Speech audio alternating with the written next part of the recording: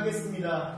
주님, 당신의 파수꾼들이 이곳에 모여서 당신을 예배합니다. 주의 그 오실 길을 바라보며 그 성벽에 서서 그 왕의 오심을 기다립니다. 예, 그 기쁜 소식을 전하는 파수꾼이 되게 하십시오.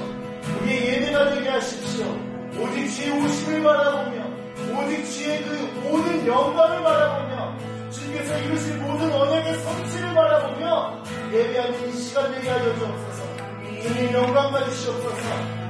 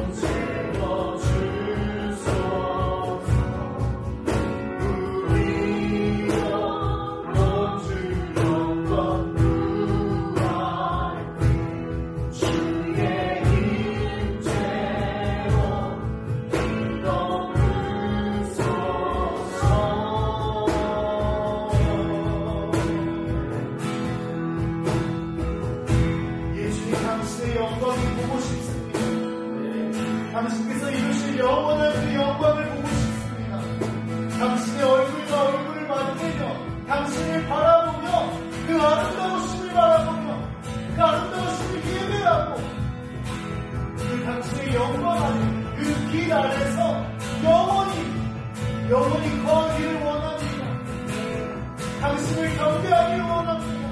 당신을 송축하기 원합니다. 영원히 오직 당신을 바라보길 소망합니다.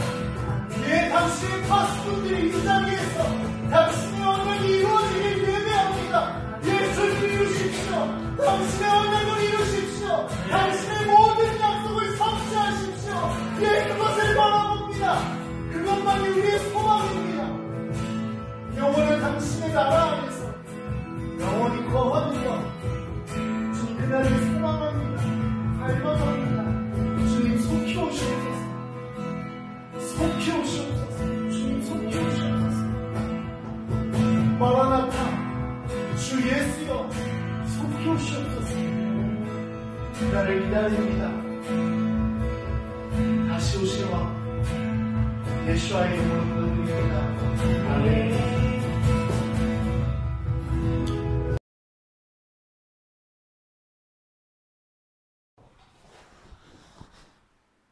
괜찮은데?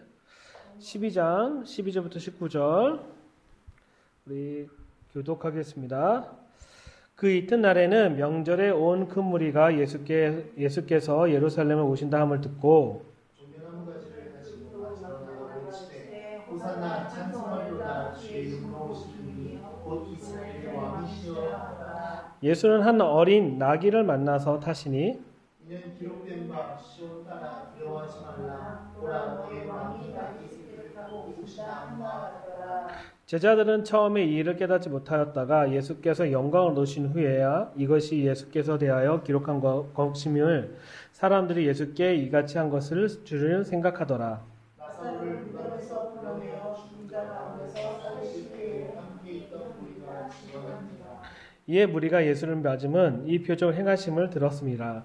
바리새인들이 서로 말하되 볼지어다 너희 하나님은 쓸데없다 하고 온 세상이 그를 따르는가 하더라. 아멘. 자, 오늘 저녁에 뭐죠? 오늘 저녁. 라그바 오메르. 라그바 오메르가 뭔지 아시나요? 오늘 온 이스라엘에 불이 막 붙을 텐데.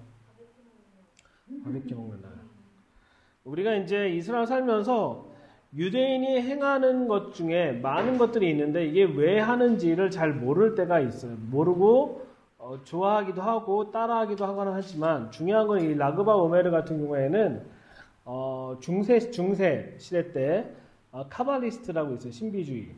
신비주의 카발리스트가 있는데 이 카발리스트의 리더십 되는 사람이 한 랍비가 메론산이라는 데에 묻혀요.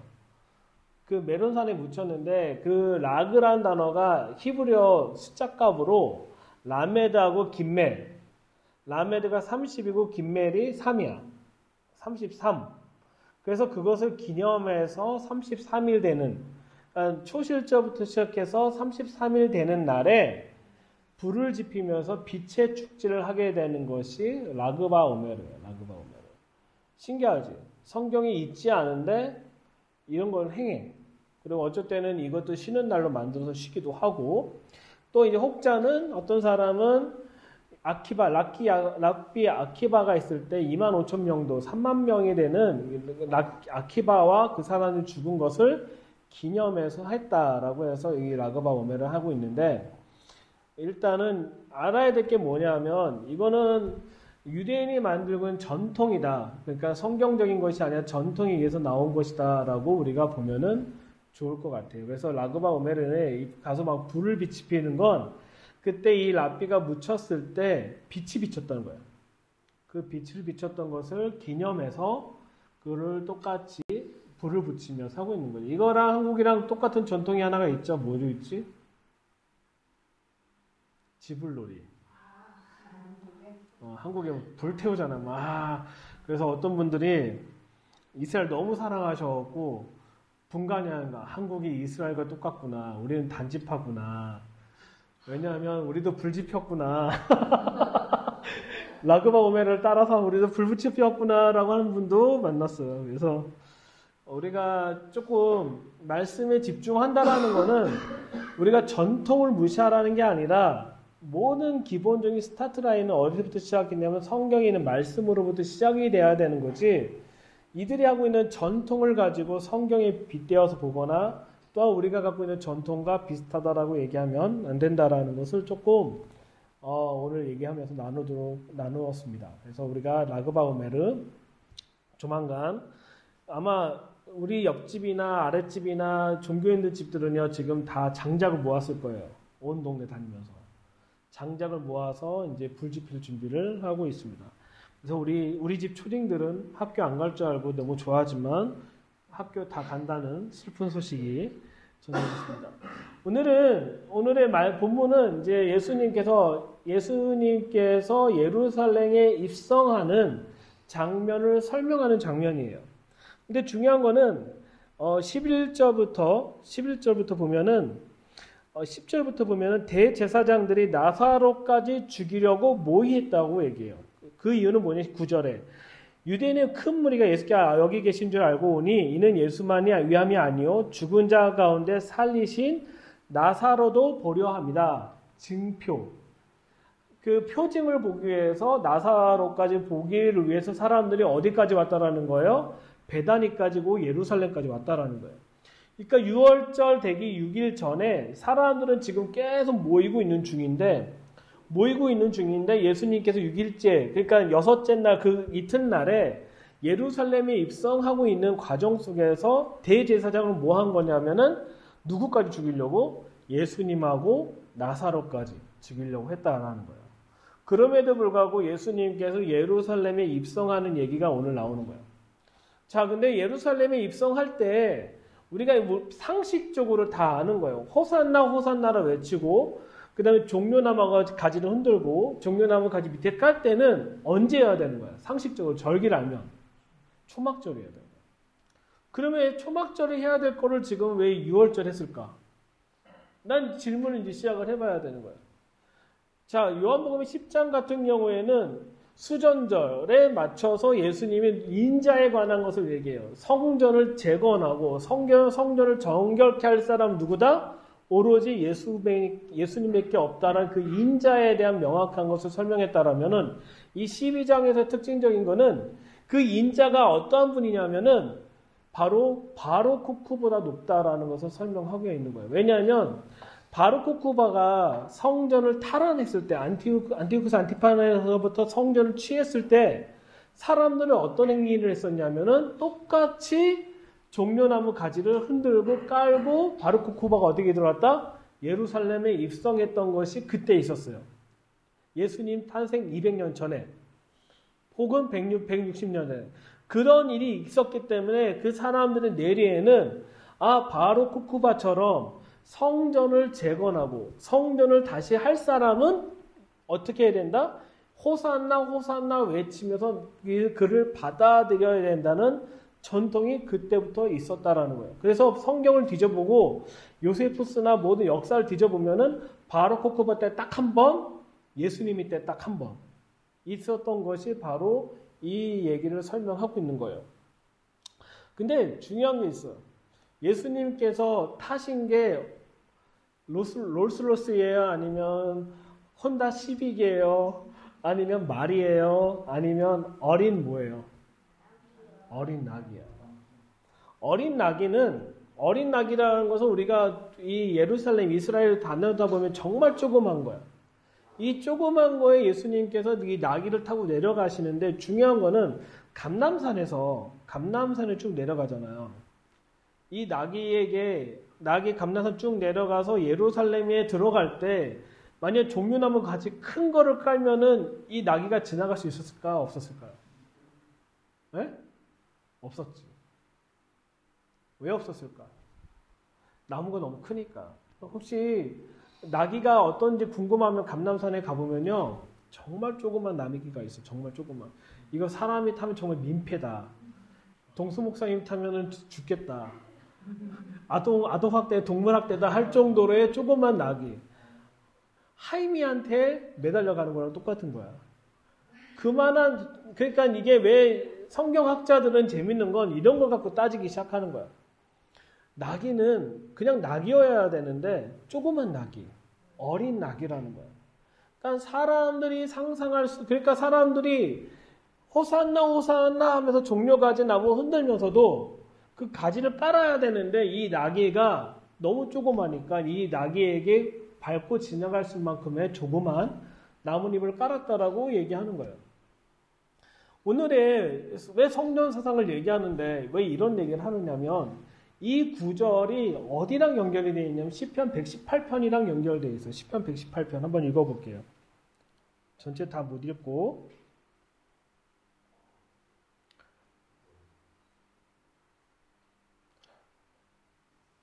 시편 118편 25절부터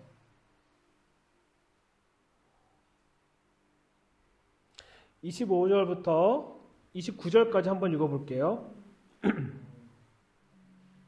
아니 24절부터 볼게요. 24절부터 26절까지만 볼게요. 24절부터 26절까지 같이 교독하겠습니다. 같이 읽겠습니다. 시작. 여호와께서 정하신 것이라. 이날에 너희가 기뻐하고 기뻐하리로다. 여호와여 구원하나니 이제 구원하소서. 여호와여 우리가 구원하나니 이제 공평하게 하소서. 여호와의 이름으로 오는 자가 복이 있으며 우리가 여호와의 집에서 너희를 축복하였도다. 아멘. 자, 이 구절이 바로 호산나 호산나 호산나에 관한 얘기를 하고 있는 거예요. 이거랑 같이 연결해서 봐야 될 것이 뭐냐면 스가랴서 몇 장일까요? 스가랴서 9장 9절이에요. 스가랴서 9장 9절 같이 읽어볼게요. 시작. 시온에 따라 크게 기뻐할지어다. 예루살렘에 따라 즐거이 부를지어다.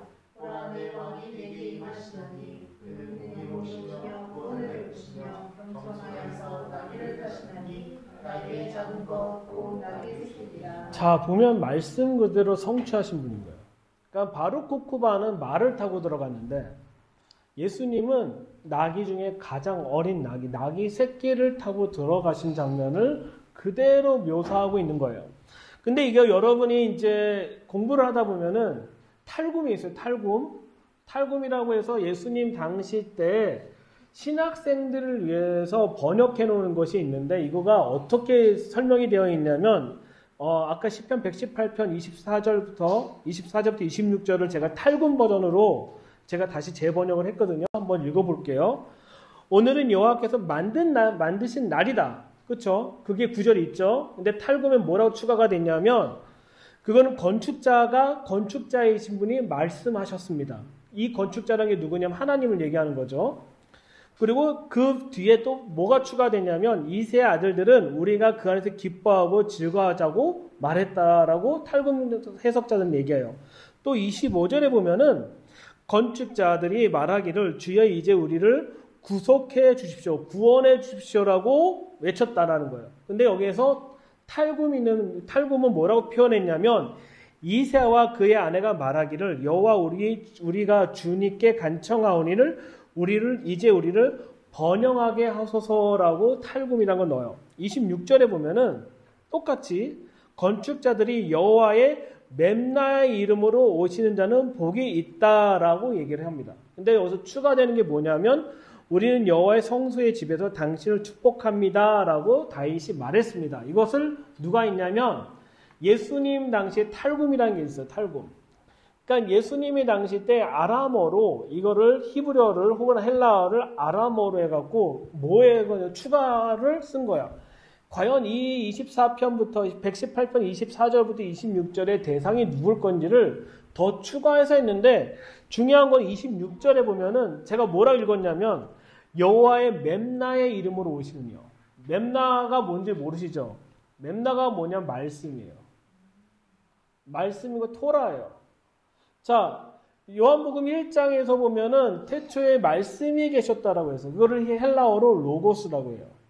근데 이 로고스를 아람어로 하거나 히브리어로 하면 이걸 뭐라고 하냐면 맵나라고 하는 거예요. 그러니까 26절에 여호와의 맵나의 이름으로 오시느니요. 그러니까 요한은 철저하게 성전 사상을 가지고 설명하고 있는데 예수님이 뭐라고 설명하냐면 예수님을 바로 말씀이다라고 설명하고 있는 거예요. 근데 이 구절이 뭐랑 넣냐면은 이제 시편 118편 19절부터 20절 한번 볼게요. 20절. 시편 118편 19절 20절 같이 한번 읽어볼게요. 시작.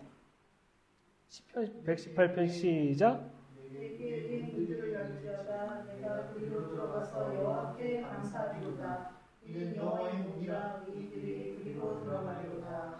아멘. 여호와께서 나를 18절 내게 심히 경책하셔 죽음에 불치지 않으셨도다. 19절 내게 의의 문을 열지어다. 내가 들어가서 여호와께 감사하노라.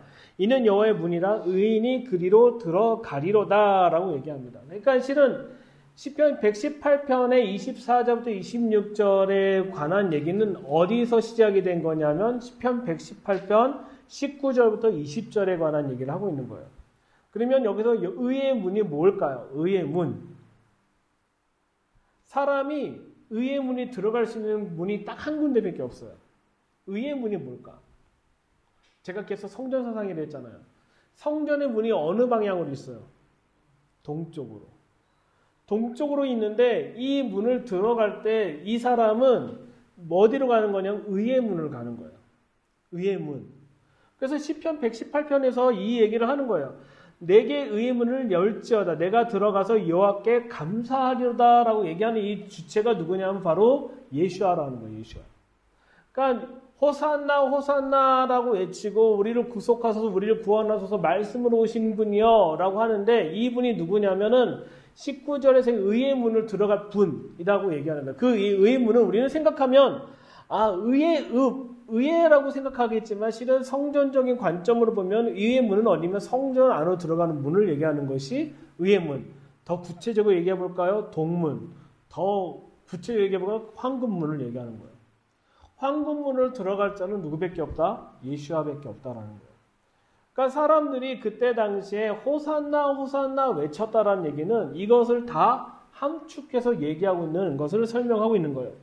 그래서 20절에 보면 이는 여호와의 문이라 의인이 그리로 들어가리로다 얘기하고 있는 거예요.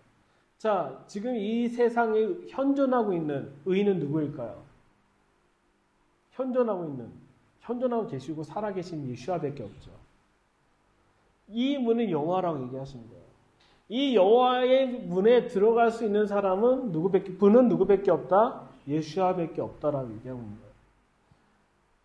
거예요. 이 요한복음 12장에서 이상하게 신기한 거는 요한복음 전체를 공부하다 보면 재밌는 게 뭐냐면 계속 마카비하고 비교하는 일들이 계속 발견을 해요. 10장에서는 성전을 재봉헌한 사람 마카비였는데 이것보다 더 완전케 하실 분이 누구다? 예수아밖에 없다라는 거예요. 또 12장에서는 마카비랑 똑같이 사람도 살리고 나사로도 살리고 증거와 표징이 다 있으니까 사람은 기대한 건 뭐냐면 다시 성전을 뭐 할 것이다? 재건하고 이 로마로부터 압제로부터 우리를 재건할 거다라고 생각하고 호산나 호산나 우리를 구속하소서 우리를 구원하소서 외치었지만 정말 중요한 건 뭐냐면 이 모든 구절이 어디서 나왔냐면 시편 118편에서 나왔다라는 거예요. 근데 그 118편에 나왔지만 더 중요한 건 뭐냐면 여호와의 문에 들어갈 자가 누구냐라는 것은 지금 이야기하고 있다라는 거죠. 그것은 누구냐? 나귀 새끼를 타신 시온의 딸들이 기뻐하는 스가랴 19장 9절에서 얘기하고 있는 왕이신 예수아밖에 없음을 설명하고 있는 거예요. 그럼 우리는 여기서 이제 헷갈리게 있어요. 왕과 제사장은 대제사장은 다릅니까? 실은 똑같은 거예요. 왕이신 메시아는 대제사장이신 거예요. 그래서 우리가 히브리서를 좀 공부해야 될 게 뭐냐면 히브리서 4장부터 9장까지는 예수님이 누구에 관한 얘기를 하죠? 대제사장에 관한 얘기를 하는 거예요. 예수님은 왕이시지만 대제사장이시고 이 성전을 깨끗하게 하실 분이시고 성전을 오로지 하나님께 드릴 수 있는 분은 예수님밖에 없다라는 것을 요한은 계속적으로 설명하고 있는 거예요. 우리는 성전이에요. 하지만 우리는 불완전해요. 왜냐하면 우리는 죄를 짓고 잘못하기 때문에. 하지만 하나님은 결정한 게 뭐냐? 우리를 성전 삼으셨다라는 거예요. 우리는 이 성전됨으로 살고 있지만 불완전한 거예요. 이 불완전함을 계속적으로 예수님은 각 사람의 건물로 연결시키는 거예요. 깍깍깍 연결해갖고 뭘로 만들고 있어요? 지금 하나의 성전을 만들고 있는 거예요. 이 성전의 완성을 가져오실 분은 예수님밖에 없다라고 생각을 해야 되는 거죠. 우리가 오해하고 있는 거예요. 우리가 스스로 깨끗해진다? 제가 잘하면 할게요라고 하는 것과 순종하며 하겠습니다는 다른 문제인 거예요. 계속 성경을 보면 예수님께서 큰아들과 둘째 아들 비교하잖아요. 돌아온 탕자 얘기하면. 누가. 그래서 보면은 한다 하면서 안 하는 애하고 한다고 하지만 딴짓하는 애하고 비교하고 있다라는 거예요. 성경은 계속. 하나님은 정말 원하시는 건 뭐냐면 우리가 잘하고 못하고가 중요한 게 아니라 그분의 임재에 대해서 동의하고 것을 살아내는 것이 너무 중요하다라는 것을 설명하고 있는 거예요. 그리고 이제 시편 118편에 보면 쿰난 버전을 보면 여호와의 말씀, 맵나다라고 얘기했습니다. 예수님을 단지 어떤 메시아적인 관점을 본 것뿐만 아니라 그분은 하나님의 말씀으로 사람들은 인식했을 거라는 거예요. 그때 당시에. 그러니까 요한복음에 보면 특징적인 거 다시 한번 12장에 보면 12장 가볼게요. 12장 제가 읽어볼게요.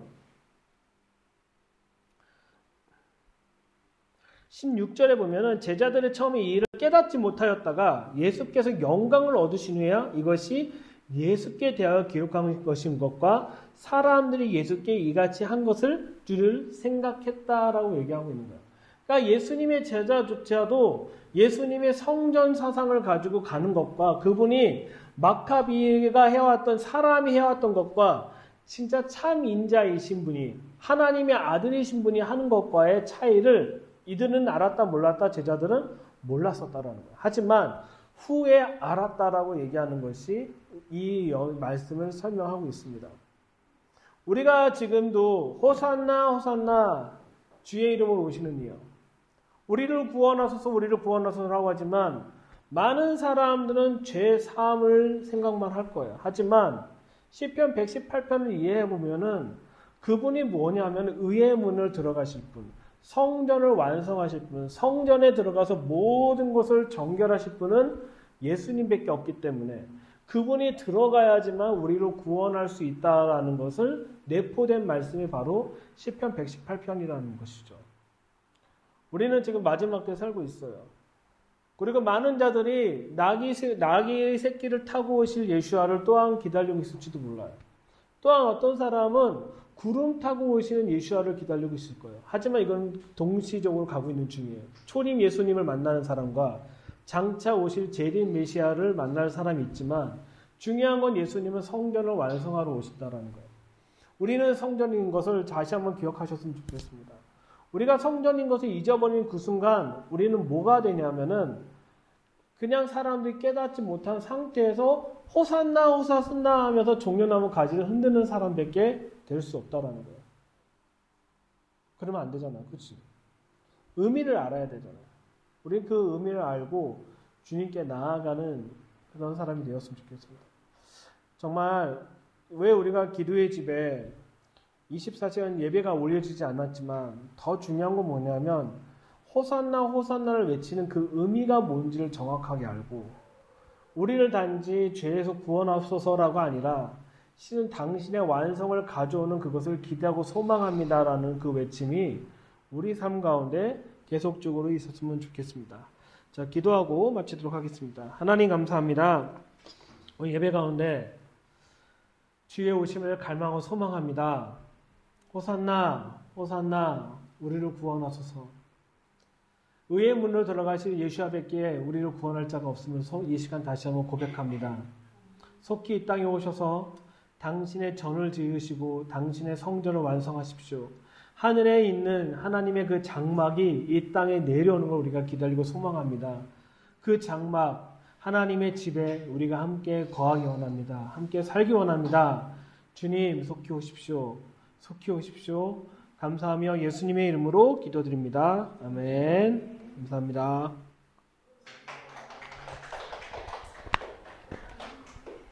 오케이. 질문이 하나님의